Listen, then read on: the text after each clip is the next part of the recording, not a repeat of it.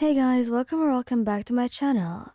And today's video is when a girl copies your sickness for their attention. Please don't forget to subscribe, like, and share. And let's get going. You'd been feeling off for weeks now. That bone-deep exhaustion that made even sitting up in class feel like running a marathon. At first, you thought it was just the intense hero training at UA. But when simple tasks like climbing stairs left you dizzy and breathless, you knew something was wrong. You tried to hide it. You really did. But Bakugou noticed everything, even when he pretended not to care. Oi, you look like shit, He said one morning, those sharp red eyes scanning your face as you slumped into your desk. Good morning to you too, Katsuki, you muttered, managing a weak smile. Kirishima appeared at your other side, his usual bright grin dimming with concern. Hey, you okay? You've been really pale lately. I'm fine. You weren't fine. Midway through Aizawa's lecture, black spots danced across your vision. The last thing you remembered was Kirishima's panicked voice calling your name before everything went dark. When you woke up in Recover Girl's office, two familiar faces hovered over you. About damn time, Bakugou growled, but his hand was surprisingly gentle as it gripped yours. You've been out for an hour, idiot.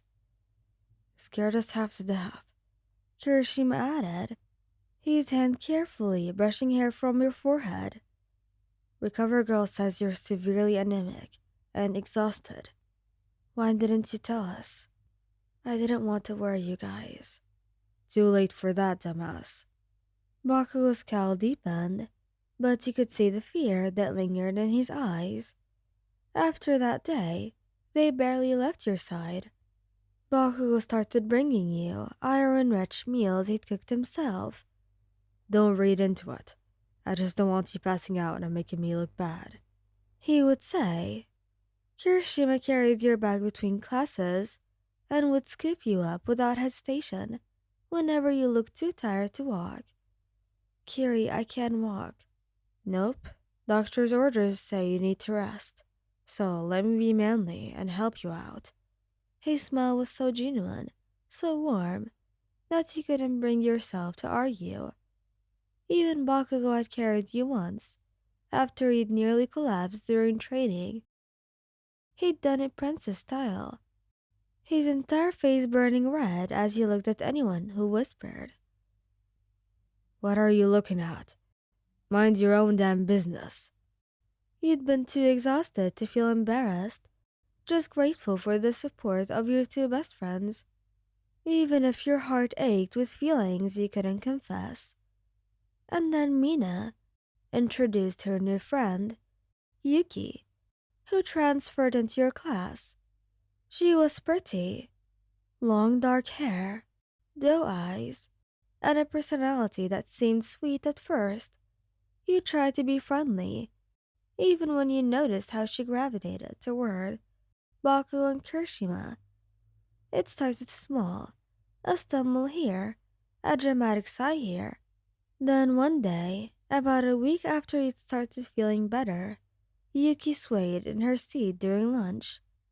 Oh no, she breathed, pressing her hand to her forehead. I feel so dizzy and tired all the time. Your stomach dropped as Kirishima immediately jumped up. Whoa, are you okay? That sounds like what happened too. You need to see Recover Girl. Bakugou interrupted, his brows furrowed. Could one of you help me up there? I'm really tired. I don't think I can make it alone. Yuki looked up through her lashes. Of course, Kirishima was already offering his arm. Come on, let's get you checked out. You watched them leave, something cold settling in your chest. Maybe you were being paranoid. Maybe she really was sick. But then, it kept on happening. Yuki started asking Kirishima to carry her bag, then to carry her. She'd bring up feeling weak during conversation, making sure that Bakugou and Kirishima were always within earshot. She'd lean heavily on them in the hallways, shooting you quick glances when they weren't looking. Glances that weren't nearly as sweet as her usual expression. You noticed other things too. She never went to recover girl when she said she would. Her dizzy spells only happened around the boys, and she was always perfectly energetic when she thought no one was looking. One afternoon, you saw her laughing and racing Mina down the hallway, completely fine, only to practically collapse against Kirishima when he rounded the corner seconds later. And that's when you knew for certain she was absolutely faking it. You tried to talk to Kirishima first, but his expression was not exactly what you expected. Come on, that's not very manly to accuse someone of lying about being sick.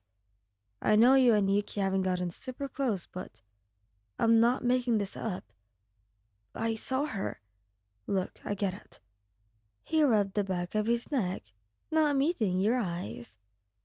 You're used to me and Bakugou helping you out. Maybe you're feeling a little, I don't know, left out? But that doesn't mean that Yuki's faking. She needs our help too. Your mouth fell open. Oh, so you think I'm jealous? I didn't say that. That's exactly what you're saying.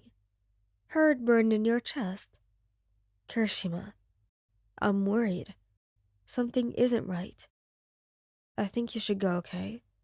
I need to help Yuki with her homework anyway. His tone was gentle, but dismissive, and it cut deeper than any blade. Bakugou was much worse. You've got to be kidding me. He snarled. You're really going to stand there and accuse her of lying? What? You mad we're not carrying you around anymore?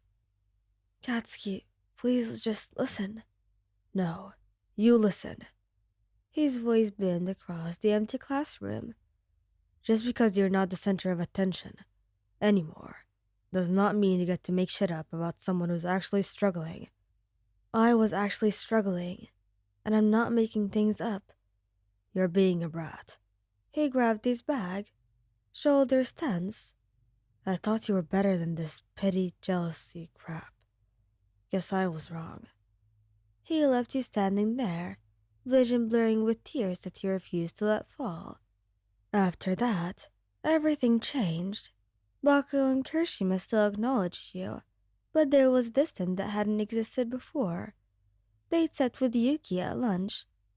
Kirishima carries her to and from class, while Bakugou cooked her the same iron-rich meals he used to make for you. You'd catch Yuki smirking at you when their backs were turned, her sweet facade dropping for just a second. The breaking point came during training. You'd pushed yourself too hard, your condition still not fully recovered. Your vision swam as you stumbled, waiting for familiar hands to steady you. They didn't come. Kirishima was across the field, catching Yuki as she dramatically fainted into his arms. I've got you, he said, that protective tone that used to be reserved for you, now directed at someone else. Bakugou jogged over to them, concern etched across his features. She okay? Yeah, just overdid it. I'll take her inside. Neither of them looked your way as you sank to your knees in the grass, alone. Thank you guys for listening. I hope you liked this video. If you do want a part 2 to this, make this video reach 200 likes and I will make it immediately. Promise. Thank you guys for listening, and please don't forget to subscribe, like, and share, and goodbye.